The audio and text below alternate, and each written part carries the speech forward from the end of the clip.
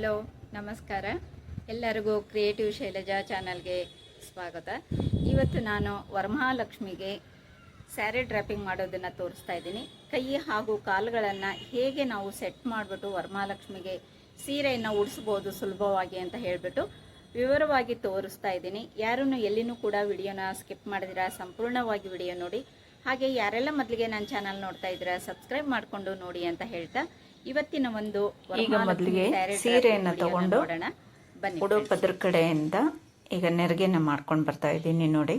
ಸುಮಾರು ಒಂದು 8-10 ನೆರಿಗೆಗಳನ್ನು ನಾವು ಮೊದಲಿಗೆ ಈ ಥರ ಮಾಡಿಕೊಂಡು ಆಮೇಲೆ ಅದಕ್ಕೆ ನಾವು ಬಟ್ಟೆಯ ಒಂದು ಪಿನ್ಗಳನ್ನು ಹಾಕ್ಕೋಬೇಕು. ಈ ಥರ ಬಟ್ಟೆ ಪಿನ್ಗಳು ಹಾಕ್ಕೊಳ್ಳೋದ್ರಿಂದ ನೆರಿಗೆಗಳು ಬಿಚ್ಕೊಳ್ಳೋದಿಲ್ಲ. ನಾವು ಪೂರ್ತಿಯಾಗಿ ನೆರಿಗೆ ಹಿಡಿಯೋದ್ರಿಂದ ದಪ್ಪ ಆಗಿಬಿಡುತ್ತೆ. ಅದರಿಂದ ಸ್ವಲ್ಪ ನೆರಿಗೆನ ಹಿಡ್ಕೊಂಡು ಆಮೇಲೆ ಈ ಥರ ಪಿನ್ಗಳನ್ನು ಹಾಕ್ಕೋಬೇಕು. ಹಾಗೆ ಮಧ್ಯದಲ್ಲೂ ಕೂಡ ನಾವು ನೆರಿಗೆಗಳನ್ನ ಮಾಡಿಕೊಂಡು ಈ ಥರ ಪಿನ್ನನ್ನು ಹಾಕ್ಕೊಂಡು ಮತ್ತೆ ಪುನಃ ನೆರಿಗೆ ಮಾಡಿಕೊಂಡು ಮತ್ತೆ ಅದಕ್ಕೂ ಕೂಡ ನಾವು ಒಂದು ಬಟ್ಟೆಯ ಕ್ಲಿಪ್ ಏನಿರುತ್ತಲ್ಲ ಅದನ್ನು ಈ ಥರ ಹಾಕ್ಕೊಂಡ್ರೆ ಅದು ನೀಟಾಗಿ ಹಾಗೆಯೇ ಇರುತ್ತೆ. ಈಗ ಮಧ್ಯದಲ್ಲಿ ಮತ್ತೆ ನೆರಿಗೆ ಎಲ್ಲ ಸರಿ ಮಾಡಿಕೊಂಡು ಮತ್ತೆ ಅದಕ್ಕೂ ಕೂಡ ಪಿನ್ ಹಾಕ್ಕೋಬೇಕು. ಈಗ ನೆರಿಗೆ ಎಲ್ಲ ಹಾಕ್ಕೊಂಡಿದ್ದಾಯಿತು ನೋಡಿ, ಈ ಥರ ಬರುತ್ತೆ. ಎರಡೂ ಕಡೆಗೂ ಕೂಡ ಈ ಥರ ಕ್ಲಿಪ್ಪನ್ನು ಹಾಕ್ಕೊಂಡು ಇವಾಗ ಸೆರಗಿನ ಕಡೆಗೆ ನಾವು ನೆರಿಗೆಯನ್ನು ಹಿಡ್ಕೋಬೇಕಾಗುತ್ತೆ. ಸೆರಗಿನ ಕಡೆಗೆ ನಿಮಗೆ ಎಷ್ಟು ಅಗಲ ಬೇಕಾಗುತ್ತೋ ಅದನ್ನು ನೋಡಿಕೊಂಡು ನೀವು ನೆರಿಗೆಯನ್ನು ಹಿಡ್ಕೋಬಹುದು. ನಾನು ಇಲ್ಲಿ ಬಾರ್ಡ್ರಿಂದ ಒಂದು ಸ್ವಲ್ಪ ಬ್ಲೂ ಕಲರ್ ಬಿಟ್ಬಿಟ್ಟು ಆಮೇಲೆ ನೆರಿಗೆಯನ್ನು ಹಿಡಿತಾ ಇದ್ದೀನಿ.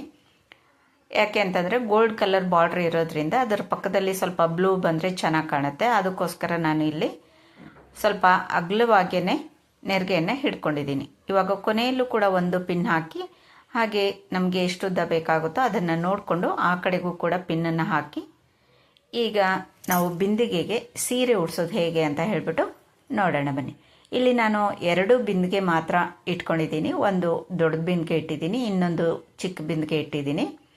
ಬಿಂದಿಗೆಯಿಂದ ಹಿಂದೆಯಿಂದ ಮುಂದಕ್ಕೆ ಈ ಥರ ಹಾಕಿಬಿಟ್ಟು 2 ನೆರಿಗೆಗಳನ್ನು ಈಗ ನೀಟಾಗಿ ಕೆಳಗಡೆಗೆ ಸಮ ಹಿಡ್ಕೊಂಡು ನಾವು ದೊಡ್ಡ ಬಿಂದಿಗೆ ಏನಿರುತ್ತಲ್ಲ ಅದಕ್ಕೆ ಎಲ್ಲನೂ ಕೂಡ ನೆರಿಗೆಗಳು ಸಮವಾಗಿ ಹಿಡ್ಕೊಂಡು ಅಲ್ಲಿ ಒಂದು ಪಿನ್ ಆದರೂ ಹಾಕ್ಕೋಬೋದು. ಇಲ್ಲ ಅಂತಂತಂದರೆ ನಾವು ಸೂಜಿ ದಾರದಿಂದ ಹೊಲಿಗೆ ಬೇಕಾದರೂ ಹಾಕ್ಕೋಬಹುದಲ್ಲಿ. ಈ ಥರ ಹಾಕ್ಕೊಂಡು ಆಮೇಲೆ ಮೇಲ್ಗಡೆ ಸಣ್ಣ ಬಿಂದಿಗೆಗೆ ಇಲ್ಲಿ ಬ್ಲೌಸ್ ಪೀಸನ್ನು ಇಲ್ಲಿ ನಾನು ಹಾಕ್ತಾ ಇದ್ದೀನಿ ನೋಡಿ. ಈ ಥರ ಬ್ಲೌಸ್ ಪೀಸ್ ಹಾಕೊಳ್ಳೋದ್ರಿಂದ ಮೇಲ್ಗಡೆ ಇರೋ ಬಿಂದಿಗೆ ಕವರ್ ಆಗುತ್ತೆ.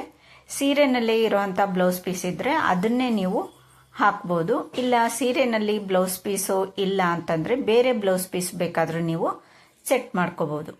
ಇವಾಗ ಸೆರಗನ್ನು ಹಿಂದಗಡೆಯಿಂದ ತಗೊಂಡು ಮುಂದಕ್ಕೆ ವಿ ಶೇಪಲ್ಲಿ ಈ ಥರ ಹಾಕ್ಕೋಬೇಕು. ಇದನ್ನು ನಿಮಗೆ ವಿ ಶೇಪ್ ಬೇಕು ಅಂದರೆ ವಿ ಶೇಪ್ ಹಾಕ್ಕೋಬೋದು. ಇಲ್ಲ ಮಾಮೂಲಿಯಾಗಿ ನಾವು ಹೇಗೆ ಸೆರಗನ್ನು ಹಾಕ್ಕೊಳ್ತೀವೋ ಆ ಥರ ಬೇಕಾದರೂ ಹಾಕ್ಕೊಂಡು ನಾವು ಸೊಂಟಕ್ಕೆ ಡಾಬನ್ನು ಕಟ್ಕೋಬೇಕು.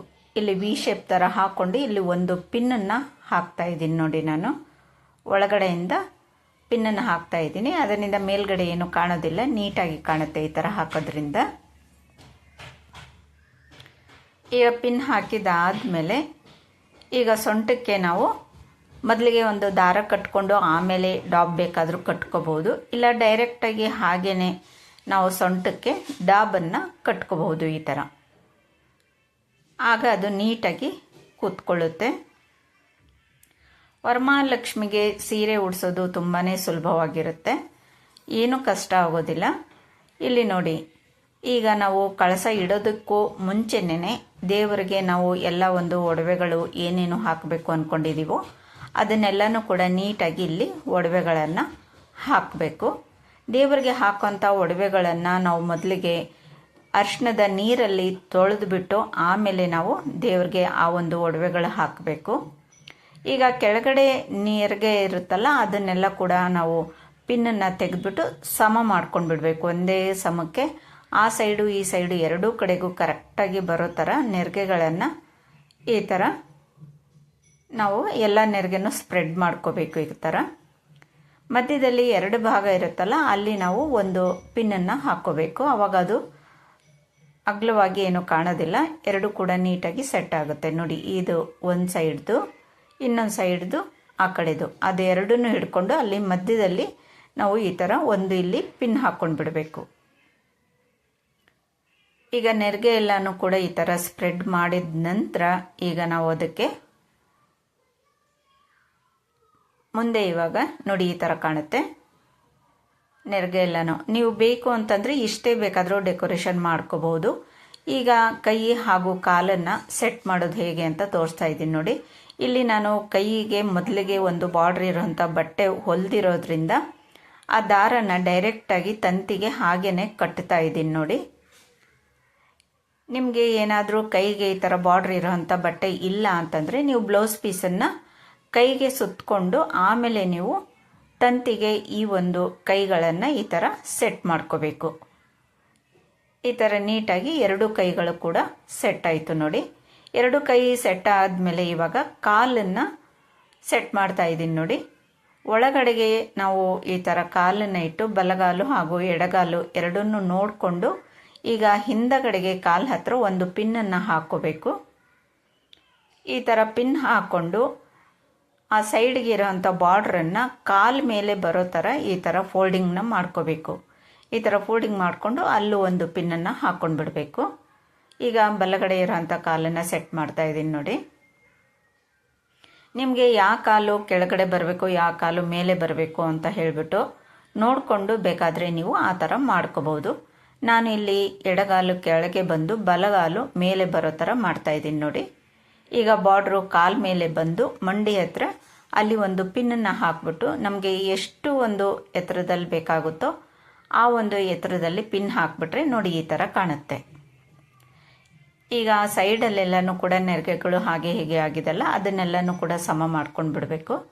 ಸಮ ಮಾಡಿಕೊಂಡು ಕಳಸದಲ್ಲಿ ನಾವು ಏನೇನೋ ಕಳಸಕ್ಕೆ ಹಾಕಬೇಕು ಅಂದ್ಕೊಂಡಿದ್ದೀವೋ ಆ ಎಲ್ಲ ಪದಾರ್ಥಗಳನ್ನು ಕಳಸಕ್ಕೆ ಹಾಕಿ ನಂತರ ಮುಖವಾಡವನ್ನು ಇಟ್ಟು ಕಿರೀಟವನ್ನು ಸೆಟ್ ಮಾಡಬೇಕು. ಇದಕ್ಕೂ ಮುಂಚೆ ನಾನು ಕಳಸಕ್ಕೆ ಏನೇನೆಲ್ಲ ಹಾಕ್ಬೋದು ಹಾಗೆಯೇ ಏನೇನೆಲ್ಲ ಹಾಕಬೇಕು ಪೂಜಾ ವಿಧಾನ ಹೇಗೆ ಅನ್ನೋದ್ರ ಬಗ್ಗೆ ಒಂದು ವರಮಹಾಲಕ್ಷ್ಮಿಯ ವಿಡಿಯೋಗಳನ್ನು ಬಿಟ್ಟಿದ್ದೀನಿ. ತಾವು ಆ ಎಲ್ಲ ಒಂದು ನನ್ನ ವರಮಹಾಲಕ್ಷ್ಮಿ ಪ್ಲೇ ಲಿಸ್ಟ್ಗೆ ಹೋಗಿ ನೋಡಿದಾಗ ಪ್ರತಿಯೊಂದು ವರಮಹಾಲಕ್ಷ್ಮಿಯ ಒಂದು ವಿಡಿಯೋಸ್ಗಳು ನಿಮಗೆ ನೋಡೋದಕ್ಕೆ ಸಿಗುತ್ತೆ ಫ್ರೆಂಡ್ಸ್. ಪ್ರತಿಯೊಂದು ವಿಡಿಯೋಗಳನ್ನು ಕೂಡ ನಾನು ಮಾಡಿದ್ದೀನಿ. ಕಿರೀಟ ಮಾಡೋದು, ಕೈ ಕಾಲು ಮಾಡೋದು, ಹಾಗೆ ವರಮಹಾಲಕ್ಷ್ಮಿ ಸ್ಯಾರಿ ಡ್ರ್ಯಾಪಿಂಗ್ದು ಪ್ರತಿಯೊಂದು ವಿಡಿಯೋಗಳನ್ನು ಮಾಡಿದ್ದೀನಿ. ಅವನು ಕೂಡ ನೀವೆಲ್ಲರೂ ಕೂಡ ಹೋಗಿ ನೋಡ್ಬೋದು. ಇಷ್ಟೇ ನೋಡಿ, ಭುಜಗಳು ಇಟ್ಬಿಟ್ಟು ಕಿರೀಟ ಇಟ್ಟರೆ ವರಮಹಾಲಕ್ಷ್ಮಿಯ ಸ್ಯಾರಿ ಡ್ರ್ಯಾಪಿಂಗು ಮುಗೀತು. ಸೈಡ್ಗೆ ಚೌರಿಯನ್ನು ಹಾಕಿದ್ದೀನಿ. ಈ ಒಂದು ವಿಡಿಯೋ ನಿಮಗೆ ಹೇಗೆ ಅನ್ನಿಸ್ತು ಅಂತ ಹೇಳಿಬಿಟ್ಟು ನನಗೆ ಕಮೆಂಟ್ಸ್ನಲ್ಲಿ ತಿಳಿಸಿ. ಹಾಗೆಯೇ ಎಲ್ಲ ರೀತಿಯ ಒಂದು ಸ್ಯಾರಿ ಡ್ರ್ಯಾಪಿಂಗ್ ಇರುವಂತಹ ವರಮಹಾಲಕ್ಷ್ಮಿಯ ಒಂದು ಡೆಕೋರೇಷನ್ ವಿಡಿಯೋಗಳನ್ನೆಲ್ಲನೂ ಕೂಡ ನಾನು ಈ ಒಂದು ವಿಡಿಯೋದ ಡಿಸ್ಕ್ರಿಪ್ಷನಲ್ಲಿ ಅದರ ಲಿಂಕನ್ನು ಕೊಟ್ಟಿರ್ತೀನಿ. ಅವುಗಳನ್ನು ಕೂಡ ನೀವು ನೋಡ್ಬೋದು.